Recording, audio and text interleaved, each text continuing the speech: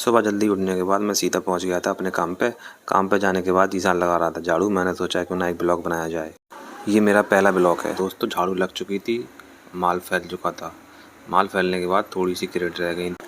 फिर सूखा हुआ माल मैंने इकट्ठा किया और इकट्ठा करने के बाद क्रेट मैंने लौट दी और एक बच्चे को फैलाने पे लगा दिया। माल फैलवाने के बाद हमने कर दी थी अपने चिप्स की भराई चालू। भराई करने के लिए हमने डिब्बे जोड़े, डिब्बे में पन्नी डालने के बाद माल इकट्ठा किया। इकट्ठा करने के बाद हमने भराई कर दी चालू। धूप बहुत तेज़ थी लेकिन क्या किया जाए, काम तो करना ही पड़ा। गर्मी लग रही थी हमारे लिए, लेकिन हमारा माल बहुत बढ़िया आया था गर्मी में। एक एक करके हमने सारी छतों का माल इकट्ठा किया और भरना शुरू किया। काम करने के साथ साथ हमने ब्लॉग भी अपना शूट किया।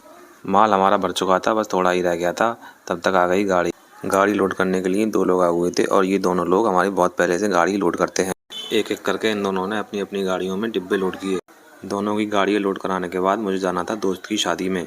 शादी में जाने के लिए मैं तो तैयार होने चला गया और जब तक मैं तैयार हो गया इनकी दोनों की गाड़ियाँ लोड हो चुकी थी।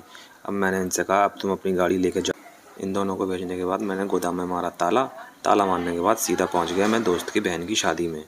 शादी में पहुँचते ही हमारी मुलाकात अपने पुराने दोस्त से हुई। दोस्त के साथ हम सीधा लॉज के अंदर गए। लॉज के अंदर जाते ही हमने देखा कि ज़्यादा भीड़ थी नहीं, क्यों ना सबसे पहले खाना खाया जाए। खाना खाने के बाद हमने पूरी लॉज की वीडियो बनाई। लड़कियां भी अपने अपने फ़ोन से रील बना रही थी और फ़ोटो खींच रही थी। हम तो लॉज देर से पहुंचे थे इसलिए भीड़ भी ख़त्म हो गई थी और हमारा दोस्त हमसे नाराज़ भी हो चुका था।